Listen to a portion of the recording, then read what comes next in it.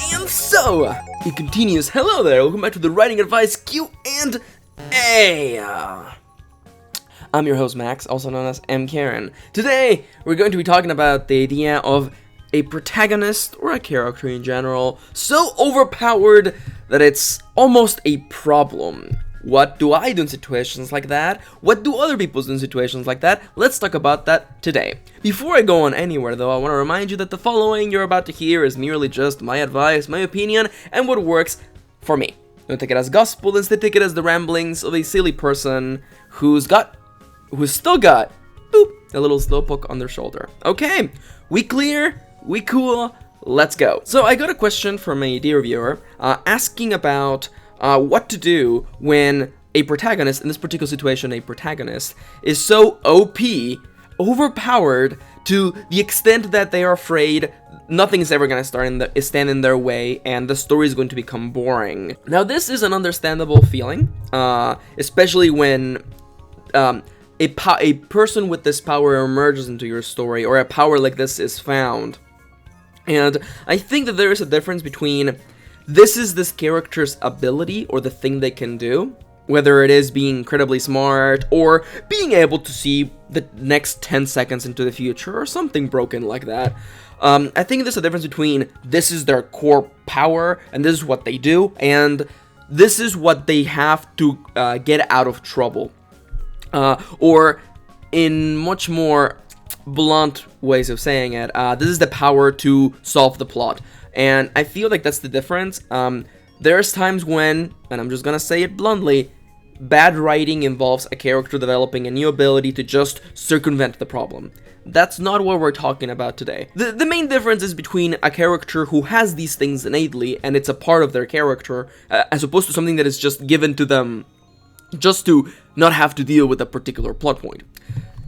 Inherent to the story, secondhand, and really just there for lazy writing. So, most people, I feel like most advice you would get would revolve around removing that power, or reducing it to a way in which it's no longer a problem. And while I do understand where this is coming from, I feel the entire opposite way, because again, as with any other element of writing, if this is this character's ability, and this is part of the crux of your story, I would never change that. I would instead do something else. But I guess if I have to explain myself why I feel that particular way, I guess it's because I've always loved anime, and anime is ridiculous and unapologetic, so I feel that sense of inspiration to just be like, no, this character can see 10 seconds into the future all the time.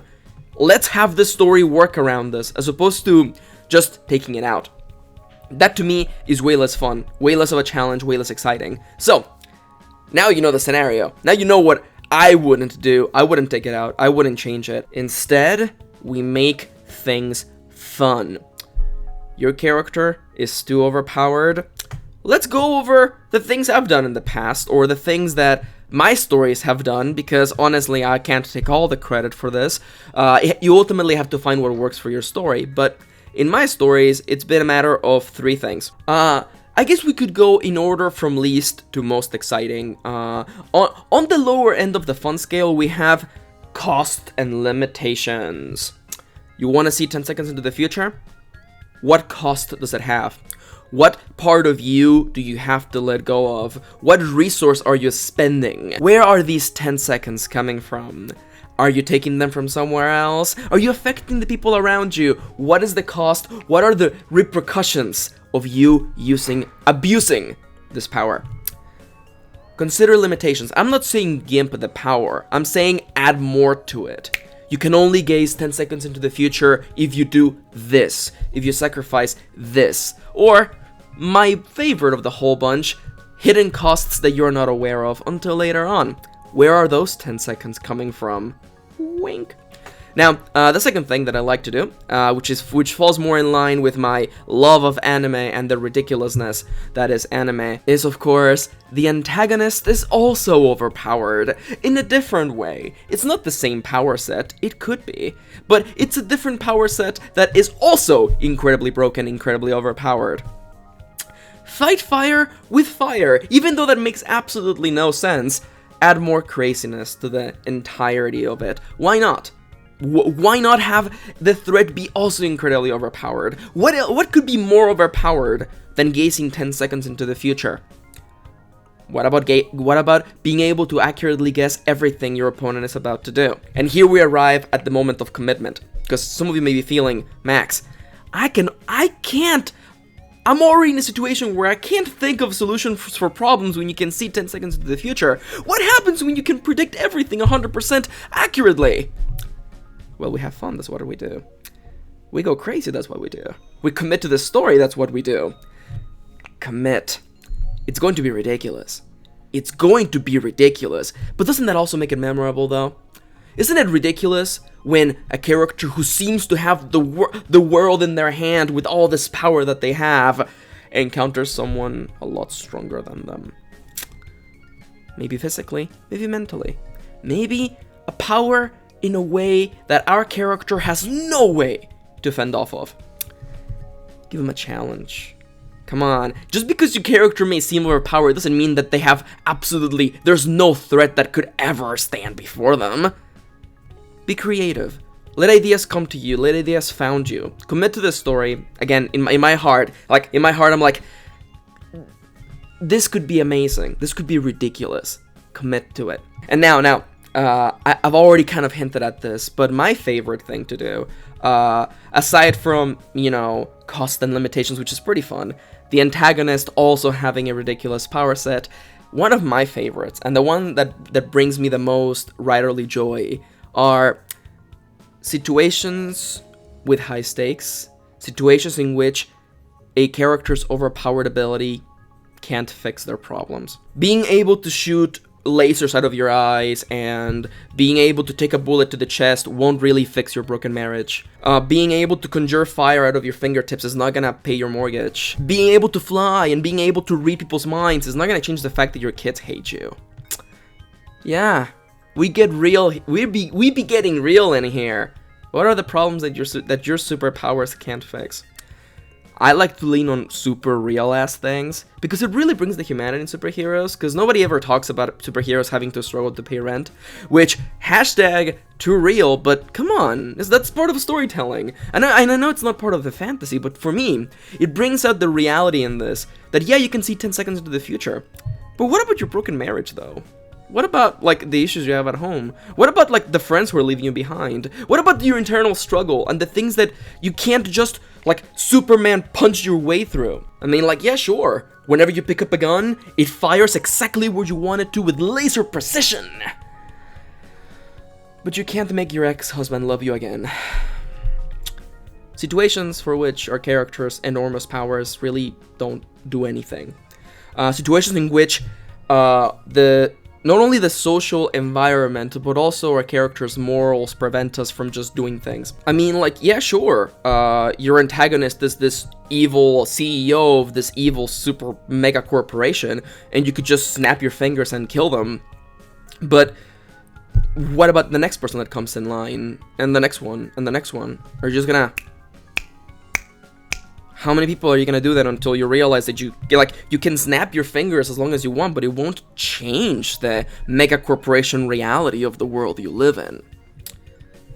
And I feel like this, aside from the entirety of morality here, but this here brings us back to the core of the problem. That it's not really about powers.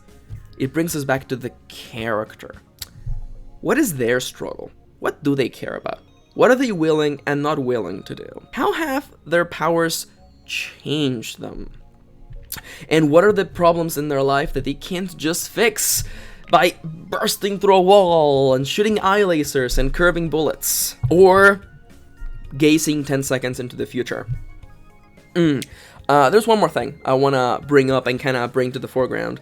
Because I know that by now, some of you are already having lots of fun thinking of awesome story ideas, and for that, I'm excited, and let me know how your writing development goes. I love hearing writerly friends be all excited about writing, and that gives me life. That in turn inspires me to keep making these videos and to keep on writing, so let me know how you're doing.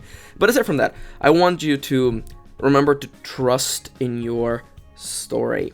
Even if there are times when you don't know what's gonna happen next, and you have a situation like a protagonist that can't see 10 seconds into the future, and I made a video about this recently, but don't hesitate. Don't censor yourself. Don't walk back. Walk forward. Commit to the story. Let it be as ridiculous as it needs to be. If you end up having to trim that, let it be during the revision process where you have the freedom to look at the story as a whole thing and say, yeah, this is ridiculous. Maybe a little bit too ridiculous.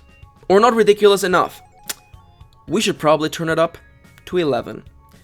But you can't make that choice until the book is being revised, until the book has been finished, until you get through that scene and keep on moving. Okay? Trust in your story. Trust in your characters. Always think about your characters. Always think about your characters. And keep on writing. Okay? Alright. I hope that this helped, and I hope that if anything I gave you another point of view. Please feel free to share your thoughts on this question in the comments down below, and please consider the little messages on the screen right now about my Patreon and how you can treat me to a cup of coffee. Now, as we're rolling into the formal outro, I want to let you know that on the screen right now there should be a big button with a playlist, over 200 writing advice videos, a link to subscribe, click on my pixel face, a link to my Patreon, and a link to my other channel with my best friend Katie where we play games and we're very, very, very silly people. And we also review anime, so if you want to hear us talk about ridiculous things, check that out. Thank you for tagging along, thank you for spending a little bit of your day with me, and I hope to see you next time.